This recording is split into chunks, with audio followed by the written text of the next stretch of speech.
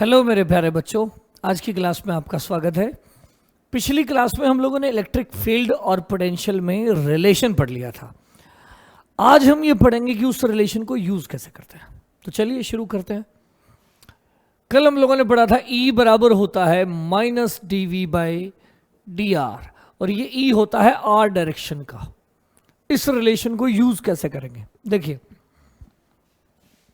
Question से सीखेंगे इस बात को। मैंने आपको दे दिया कि जैसे आपको याद भी होगा कि पॉइंट चार्ज से आर दूरी पर पोटेंशियल का फार्मूला, मैंने कहा कि पॉइंट चार्ज से आर दूरी पर पोटेंशियल का फार्मूला है के क्यू बाय आर। आप मुझे आर दूरी पर क्या निकाल के दिखाओ, फील्ड निकाल के दिखाओ, बिना कोई पुरानी अप्रोच यूज करे। तो आपको सर बहुत आसान सा है, आपने फार्मूला बता दिया। वी का रिलेशन है किसके साथ?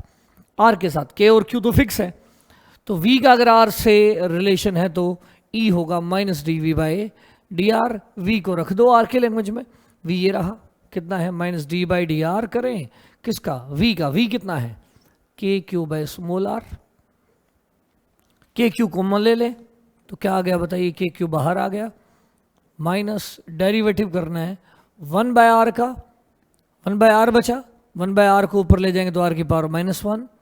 इसका डेरिवेटिव करो जल्दी से, कितना होगा? माइनस आगे एक पावर कम, -2, माइनस माइनस प्लस हो गया, तो ई का फार्मूला आ गया K Q divided by R square, और यही होता है क्यू चार्ज से आर दूरी पर फील्ड का फार्मूला। चलिए ये तो होगी सिंपल सी बात। अगला कुछ और एग्जाम्पल से सीखते हैं। अगर मैं आपसे कह दूं कि v जो है वो इस तरह का है, एक्स क्यूब वाई स्क्वायर, ऐसा फंक्शन दे दिया मैंने आपको। अब आप मुझे e बताइए। पहली बात तो e कहाँ होगा ये सवाल है। अगर आपका v केवल r में होता, v केवल r में होता तो फील्ड r में आता। अगर e तुम्हारा केवल v तुम्हारा केवल x में होता, केवल x में, तो अब जो e आएगा वो केवल x में आएगा। ये बात ध्यान दें। अगर मैं v दे दूं y में, वाई स्क्वायर, तो e जो आएगा वो केवल y में आएगा। अगर मैं v दे दूं z में, z क्यूब, तो जो e आएगा वो z में आएगा। पहले तो इन तीनों के फटाफट आंसर बता दो आप। क्या करना है? माइनस, अगर आपका v x में दिया है तो minus D V by D X करना।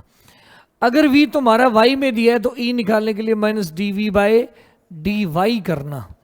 और अगर v तुम्हारा z में दिया है तो e निकालने के लिए minus D V by D Z करना। करिए आप डेरिवेटिव, इसका x के साथ डेरिवेटिव करें तो माइनस लग गया, एक्स क्यूब है तो 3x स्क्वायर, आंसर हो गया। इसका मतलब है कि फील्ड जो है वो x डायरेक्शन में है और नेगेटिव x डायरेक्शन में है, इस तरफ है। यहां करिए डेरिवेटिव, -2y। इसका मतलब फील्ड है लेकिन कहाँ है? नेगेटिव y डायरेक्शन में है और वेरिएबल है। यहां बताइए Ez, नेगेटिव करिए, -3z का स्क्वायर। इसका मतलब फील्ड जो है वो नेगेटिव z एक्सिस की तरफ है। मतलब यूं मान लो ये मेरी z एक्सिस है, माइनस z एक्सिस है, माइनस z एक्सिस की तरफ फील्ड है।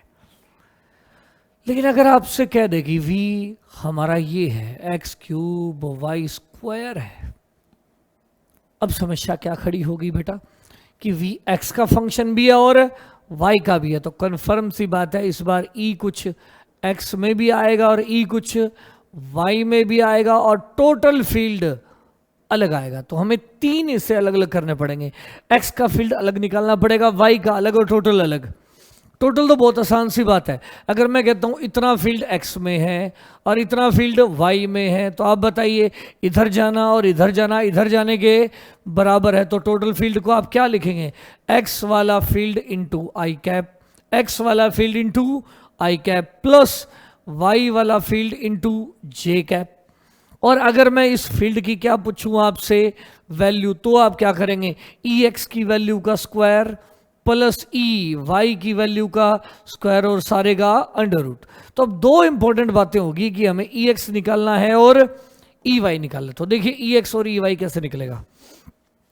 जब आप x एक्सिस पे जाएंगे तो आप बताइए मुझे क्या चीज फिक्स रहेगी। अगर आप जा रहे हैं कौन सी एक्सिस पे?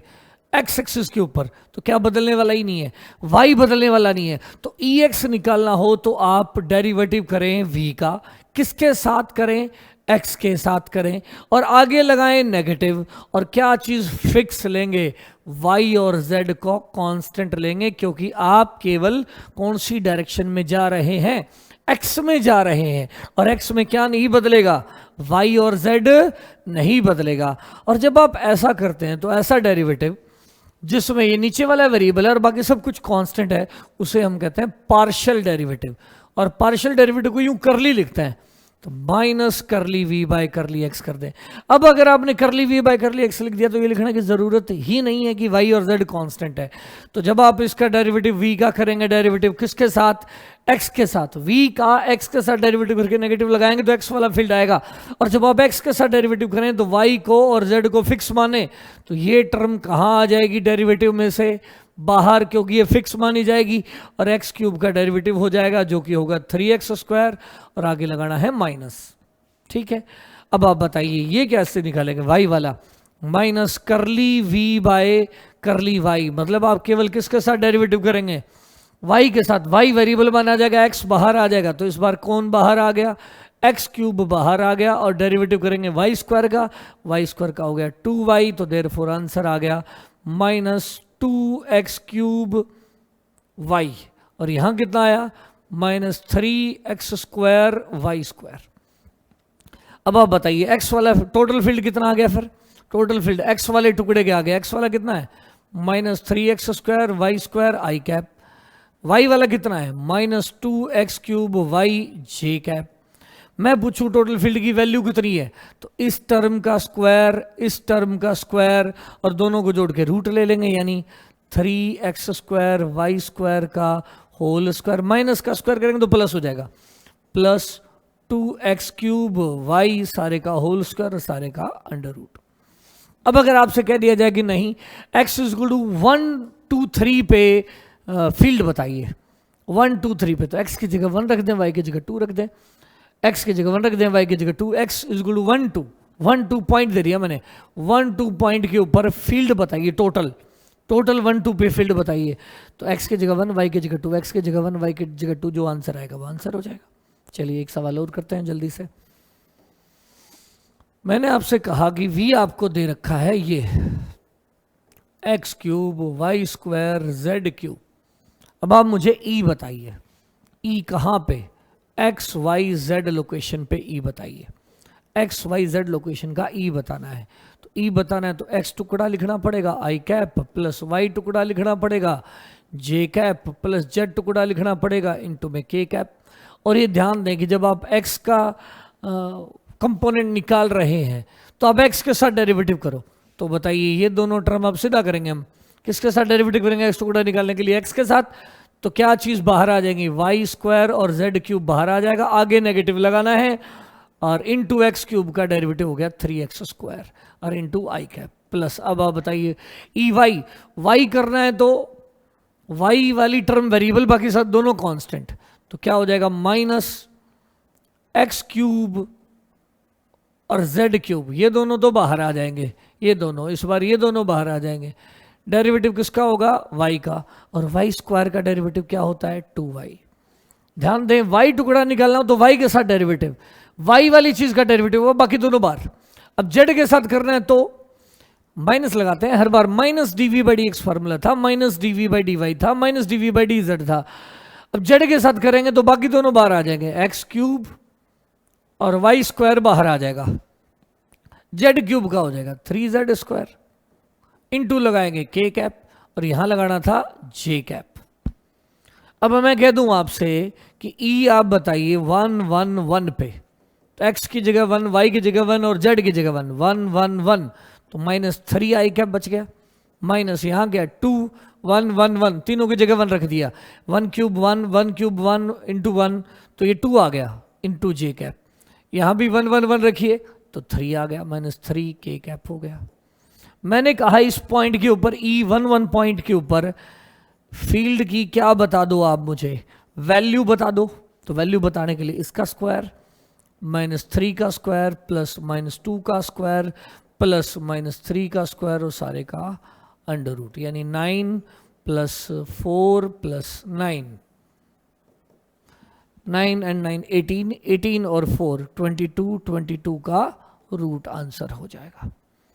इस प्रकार हम, अगर हमें क्या दिया हो, v का फंक्शन दिया हो, तो हम बड़े आराम से e का फंक्शन निकाल सकते हैं। अब इसका रिवर्स क्वेश्चन बढ़ाते हैं कि अगर हमें किसका फंक्शन दिया हो, e दिया हो, e दिया हो, और फिर क्या निकालना पड़े, v, तो वो कैसे निकालेंगे। देखिए नेक्स्ट क्वेश्चन है कि अगर हमें e गिवन हो, तो पहली बात बताइए e r डायरेक्शन में क्या था, minus D V by D R. ये तब करते थे जब v गिवन था। अगर हमें e गिवन हो तो dv किसके बराबर होगा, minus E R D r.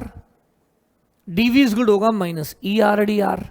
तो दोनों साइड इंटीग्रेशन कर दें तो dv कंडीशन हो जाएगा v, और v की लिमिट होगी v1 से लेकर v2 तक, या minus E R D R का इंटीग्रेशन कर देंगे, और यहां लिमिट अगर r लिखा है तो r1 से r2 हो जाएगी, अगर यहाँ x है तो x1 से x2 हो जाएगी, अगर यहाँ y है तो y1 से y2 हो जाएगी, अगर यहाँ z है तो z1 से z2 हो जाएगी, और यहाँ आ जाएगा v2 minus v1, that is delta v।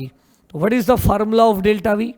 Delta v का फार्मूला है minus E R D R का इंटीग्रेशन r1 से r2 तक। तो डेल्टा v का बेटा फार्मूला बन गया क्या चीज, minus E R D R का इंटीग्रेशन r1 से लेकर r2 तक। जब भी हमें दो पॉइंट के बीच में पोटेंशियल डिफरेंस निकालना हो, तो इस बार पोटेंशियल नहीं निकलेगा, पोटेंशियल डिफरेंस निकलेगा, पोटेंशियल नहीं निकलेगा, पोटेंशियल डिफरेंस निकलेगा। चलिए सवाल करके देखते हैं।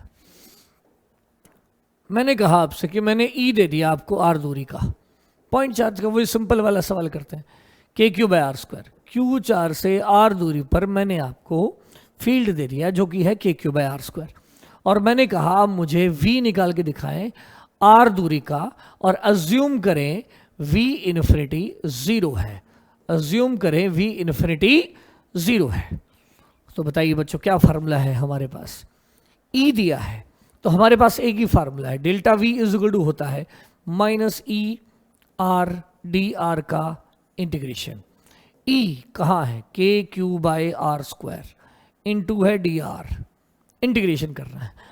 अब अगर जब भी v पूछेगा ना तो इनिशियल देना पड़ेगा, इनिशियल अगले ने दिया इन्फिनिटी, और ना दिया तो भी हम इनिशियल को इन्फिनिटी मानेंगे। हमेशा के लिए याद करें, जब भी आपसे पोटेंशियल पूछेगा तो आपको इनिशियल पॉइंट बताना पड़ेगा, और अगर ना बताए तो इनिशियल मान लेंगे इन्फिनिटी, और इन्फिनिटी मारेंगे पे पोटेंशियल को कह देंगे 0। तो इनिशियल हो गया इन्फिनिटी, फाइनल हो गया r, और डेल्टा v को लिखेंगे v r दूरी का माइनस v इन्फिनिटी का, और v इन्फिनिटी की वैल्यू को हम 0 मानते हैं, तो v r दूरी का आ जाएगा यहां से फार्मूला।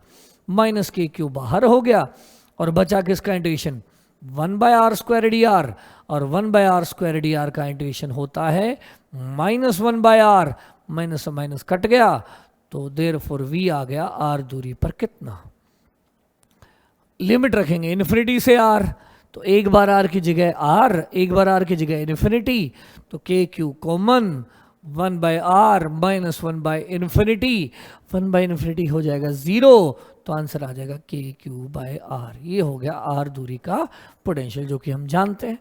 सिंपल एग्जांपल से लेके हमेशा ट्राई करना चाहिए क्वेश्चन को। तो ये e दिया था तो इस तरह से v आ जाएगा। अब मैं एक और सवाल लेता हूं। मैंने आपको दिया कि e इस तरह का फंक्शन है, e इज इक्वल टू है एक्स क्यूब। आप v निकालिए x लोकेशन का माइनस v एक्स नॉट, ये बताइए, मतलब डेल्टा v पूछा गया है। क्या पूछा गया बेटा, डेल्टा v। तो क्या फार्मूला लगाएंगे बोलिए, delta v is equal to होगा माइनस e, अगर आपका e दे रखा है x में तो इंटू डी एक्स लगाओ और इंटीग्रेशन कर दो।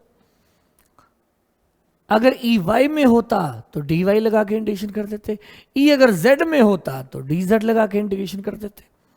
आप कहते सर अगर तीनों आ जाते तो कोई बात नहीं, अगला सवाल देख लेंगे, पहले इसको देखें। अगर आपका e x में है तो dx लगा के इंटीग्रेशन करना है, अगर e आपका y में हो तो dy लगा के इंटीग्रेशन, और अगर z में हो तो dz लगा के इंटीग्रेशन। यहां लिमिट रखेंगे x की, x ये है फाइनल और ये है इनिशियल, तो इनिशियल जो यहां लिखा होगा वो फाइनल होगा, जो यहां लिखा होगा वो इनिशियल होगा। तो x नोट से x तक, तो वी एक्स का माइनस वी एक्स नॉट का इज इक्वल टू हो जाएगा माइनस ई एक्स जो कि है x cube D x, limit x not से एक्स तक पुट करिए, सॉल्व करिए पहले, एक्स की पावर 4/4, 4 को ले गया मैं बाहर तो लिमिट बच गई एक्स नॉट से एक्स, आंसर आ गया -1/4 एक्स की पावर 4, एक्स की जगह एक्स माइनस एक्स की जगह एक्स नॉट की पावर 4, ये आंसर हो गया। अब देखते हैं कि अगर हम ऐसा फंक्शन ले लें जिसमें ई के अंदर क्या हो, एक्स स्क्वायर आई कैप, वाई जे कैप और जेड के कैप, मतलब 3 कंपोनेंट हो, ई एक्स में भी हो, वाई में भी हो और जेड में भी हो, और मैं आपसे पोटेंशियल डिफरेंस पूछूं V111 माइनस पूछूं V010, ये पूछूं। ई देकर कभी भी पोटेंशियल नहीं पूछा जाएगा, पोटेंशियल डिफरेंस पूछा जाएगा। तो मैंने कहा ई ये है और V11 माइनस V010 बताओ। तो आप लिखिए अपना तरीका, delta V is equal to क्या है, ई मेरा जो x वाला टुकड़ा है, x वाला टुकड़ा, उसके आगे लगाएंगे dx और इंटीग्रेशन करेंगे और नेगेटिव लगाएंगे। ई का y में भी कंपोनेंट है, अच्छी बात है, y वाले कंपोनेंट के आगे dy लगाएंगे, नेगेटिव लगाएंगे और करेंगे इंटीग्रेशन। z में भी है, अच्छा भाई, तो z वाला टुकड़ा लिखेंगे, उसके आगे dz लगाएंगे और माइनस लगाएंगे और करेंगे इंटीग्रेशन। ये है जनरलाइज्ड डेल्टा वी का फार्मूला। केवल एक्स एक्स वाला होता तो ये आंसर आ जाता, केवल वाई वाला होता ये हो जाता आंसर, केवल जेड वाला होता ये आंसर हो जाएगा। अगर वाई जेड 2 हो तो ये आंसर होगा, और अगर एक्स वाई 2 हो तो ये आंसर होगा, और अगर एक्स जेड हो तो ये 2 आंसर होगा। मतलब जितने इसके कंपोनेंट होंगे उस हिसाब से इन 3 टर्म में से कभी 2, कभी 1 या कभी 3 आएंगे। अब सवाल उठता है कि सर लिमिट कैसे रखेंगे, V111 माइनस चाहिए V010, ये जो वर्ड है ये लिमिट है x की, पहला नंबर x है, दूसरा y है, तीसरा z है। तो पहले x टुकड़ा बताइए कितना है, x स्क्वायर है और dx है। x कहां से कहां बदल रहा है, इनिशियल 0 था, फाइनल 1 है, यहां फाइनल है, यह इनिशियल है, यहां फाइनल है, यहां इनिशियल है, तो 0 से 1, तो 0 से 1 माइनस ई वाई बताओ, ई वाई ये रहा, y into D Y, y की लिमिट ये रही 1 से 1, 1 से 1 माइनस ई जेड बताइए ये रहा z, इंटू क्या लिखेंगे डी जेड, लिमिट ये रही 0 से लेकर 1, 0 से लेकर 1। अब इन्हें इंटीग्रेट करें और सॉल्व करें, देखिए क्या आएगा, -x³/3 लिमिट 0 से 1 माइनस y²/2 लिमिट 1 से 1 माइनस z²/2 लिमिट 0 से 1 माइनस 1/3, x की जगह 1 रखें, 1 minus 0 minus half, 1 minus 1 minus half, 1 minus 0, 1 का स्क्वायर माइनस 0। जिन बच्चों को इंटीग्रेशन ना आता हो, मैंने 11th क्लास में बेसिक इंटीग्रेशन और उसकी सारी वीडियोस डाल रखी हैं, मेरी सलाह है आप उसे जाके एक बार देखें ताकि आपको ये लिमिट पुट करने में दिक्कतें ना आए। ये टर्म तो 0 ही हो गई, तो आंसर बचा कितना, -1/3 -1/2, एलसीएम ले लें, क्या हो गया, माइनस नीचे 6 एलसीएम आ गया, -2 -3 -5, यानी -5/6 आंसर आ गया। Therefore delta V is equal to कितना आ गया, मैं यहाँ साइड में नीचे लिख देता हूँ, देयरफॉर डेल्टा वी की वैल्यू आ गई -5/6 वोल्ट। अब अगर इसी सवाल में मैं कह दूं कि ये कितना आंसर आया पड़ा, ये पूरा आंसर आ गया -5/6। ठीक है, एक बार देख ले, x², x टुकड़े की जगह x² आ गया, y टुकड़े की जगह y आ गया, z की जगह z आ गया। इंटीग्रेशन की लिमिट 0 से 1 x की, y की 1 to 1, इसकी 0 से 1। ठीक है, x² का इंटीग्रेशन x³/3, y की पावर 1, 1 का addition y square by 2, z की power 1 z square by 2, limit 1 से 1, 0 से 1 और 0 से 1, 1/3 बाहर हो गया, 1 माइनस 0, 1/2 बाहर हो गया, 1 माइनस 1, 1 का स्क्वायर 1 माइनस 1, जेड 1 का स्क्वायर माइनस 0, और ये 0 बन गया, ये minus 1/3 minus 1/2 that is minus 1/6 आ गया। ठीक है, अब अगर आपसे यूं कह देगी अज्यूम पोटेंशियल एट 0 1 0, ये वैल्यू मैं दे दूं, मैंने कहा ये वाला पोटेंशियल 2 है, तो what will be the potential of 1 1, तो आ जाएगा 1 1 का पोटेंशियल। अगर मैं पहले पॉइंट का पोटेंशियल दे देता हूं तो 1 1 का आ जाएगा 2 माइनस 5/6, यानी 12 माइनस में 5, 12 माइनस में 5, तो कितना हो गया 7/6 वोल्ट आंसर हो जाएगा। तो पोटेंशियल नहीं पूछे जाते, हमेशा पोटेंशियल डिफरेंस पूछे जाते हैं, और अगर इनिशियल पॉइंट की पोटेंशियल की वैल्यू दे देगा फिर दूसरे पॉइंट का पोटेंशियल पूछेगा। उम्मीद आपको ये बात समझ आ गई होगी। आगे तो एक एग्जांपल और करते हैं इस बात पे।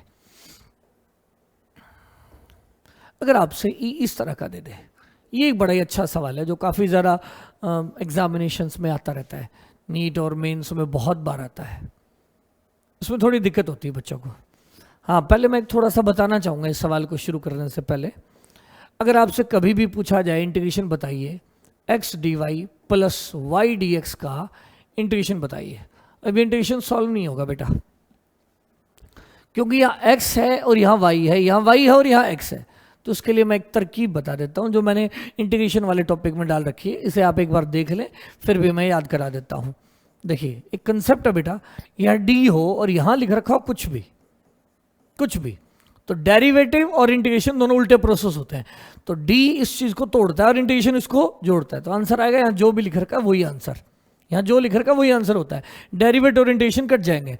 एग्जाम्पल के तौर पे मैंने कहा d of x cube plus Y square, क्या होगा, तो d और इंटीग्रेशन कट गए, आंसर होएगा X square plus Y square. एक तो ये बात ध्यान होनी चाहिए।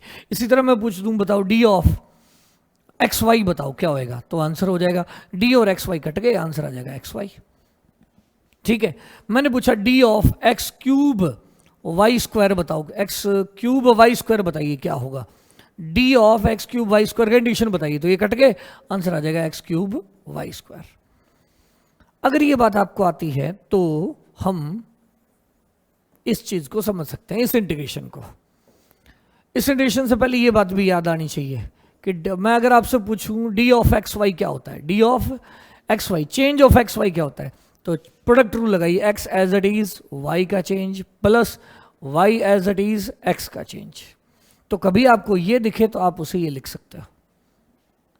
इसी तरह मैं पूछूं d of X square Y बताओ, तो कैसे लिखोगे, X square as it is y का change, X square as it is y का change plus y as it is X square का चेंज हो जाएगा 2x into D X, 2x into D X. तो कभी भी ये टर्म दिखे तो आप उसे ये लिख सकते हो। मैंने पूछा d of x cube Y square बताइए, x cube as it is y square का चेंज क्या आएगा, वाई स्क्वायर का change 2y dy plus Y square का change y square as it is x cube का चेंज लिखेंगे, x cube का change क्या आएगा 3x स्क्वायर dx। तो कभी भी ये टर्म दिखे तो इसे ये लिख सकते हो। तो देखिए जरा, तो अब बताइए इस इंटीग्रेशन को कैसे सोल्व करेंगे। x dy plus Y D X का इंटीग्रेशन करना है, x dy plus Y D X का इंटीग्रेशन करना है, तो x dy plus Y D X को आप लिख सकते हो d ऑफ एक्स वाई, और d ऑफ एक्स वाई का इंटीग्रेशन करेंगे तो ये कट जाएंगे और आंसर आ जाएगा एक्स वाई। उम्मीद है आपको ये बात समझ आ गई होगी। आगे तो एक और देखिए, इसी तरह अगर मैं आपसे कह दूं ये इंटीग्रेशन करिए, ये वाला इंटीग्रेशन करिए, इंटीग्रेशन करिए X square D Y plus है 2xy dx, 2xy dx, ये इंटीग्रेशन करिए, तो आपको देखकर यूँ लगेगा सर ये कैसे होगा, यहाँ x हो और यहाँ x हो तो इंटीग्रेशन हो जाता है, लेकिन अगर यहाँ x और यहाँ y हो और यहाँ x y, मतलब तो आपको याद आना चाहिए कि ये इन तीनों में से एक मिलेगा। और ये देखिए किसका है, इसका, इस चीज़ को आप ये लिख सकते हो, तो आप लिख सकते हो of d of X square Y, ये किसका चेंज है बेटा? ये वाला एक्स स्क्वायर वाई का चेंज है ये, तो इसकी जगह आप ये लिख दो। अब क्वेश्चन सॉल्व हो गया, आंसर आ गया एक्स स्क्वायर वाई। तो आपको रिवर्स में सोचना पड़ता है इस सवाल में। इसी तरह आप ये टर्म दे दे, आपको आपसे क्या दिया जाए कि आप इसका इंटीग्रेशन बताइए, किसका इंटीग्रेशन बताइए, ये लिख दे, मतलब 2x³ Y D Y plus 3x² Y square dx, इसका इंटीग्रेशन बताओ। तो आपको ध्यान रखना चाहिए कि ये किसका बनेगा। हाँ वैसे आप कहोगे सर ये सोचेंगे कैसे कि ये किसका डेरिवेटिव है, तो देख लो बेटा, यहाँ x³ एज इट इज रखा गया है और y का डेरिवेटिव किया गया, तो मतलब यहाँ x³ है पहली टर्म, और y स्क्वायर का डेरिवेटिव होता है 2y dy, तो यहाँ y स्क्वायर है, तो ये इसका चेंज है, और ये दोनों कट गए और आंसर आ गया x³ y स्क्वायर। उम्मीद है आपको ये बात समझ आ गई होगी। आगे है तो हम आज की क्लास का लास्ट सवाल करते हैं जो बहुत ही फेमस है और इम्पॉर्टेंट है। मैंने कहा आपसे कि E बराबर दे रखा है आपको y i and x j। देखिए ध्यान से, I वाले के साथ y लिख दिया है और j वाले के साथ x लिख दिया है, और मैंने पूछा आप मुझे पोटेंशियल डिफरेंस बताएं, पोटेंशियल डिफरेंस बताएं, v at X Y location बताएं, -v00 -v00 ये बताएं। तो कैसे करेंगे देखिए, v delta v is equal to formula क्या लगाएंगे, -ex dx का इंटीग्रेशन माइनस ey dy का इंटीग्रेशन, ये तो हो गया हमारा फार्मूला। आगे मैंने इसलिए लिखा j कैप की टर्म ही नहीं है, तो ex देखिए क्या है, ex ये वाली टर्म है, i के साथ जो होता है वो ex होता है, और जो j के साथ होता है वो ey होता है, तो i के साथ तो y है, तो y dx आ गया, y dx, ex की जगह आ गया y, x टुकड़ा y है, माइनस ey कौन है, जो j के साथ है जो कि x है, x dy।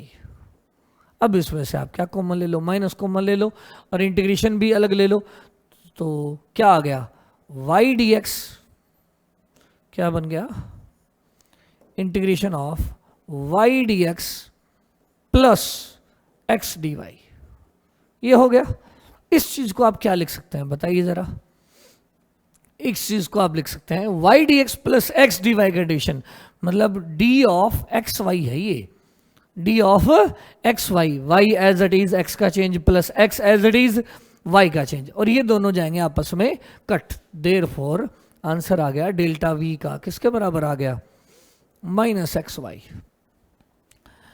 और डेल्टा v क्या है, vxy माइनस लिखना है v00, तो यहां लिमिट क्या होंगी, लिमिट 0 से लेकर xy तक, पुट करिए लिमिट, माइनस बाहर xy, x की जगह x और y की जगह y, और फिर दोनों की जगह 0 रखेंगे तो 0 हो जाएगा, तो आंसर आ गया -xy। उम्मीद है आपको ये बात समझ आ गई होगी। समझ आइए तो लाइक करिए, शेयर करिए, सब्सक्राइब करिए, और खुश रहिए और पढ़ते रहिए। Have a good day.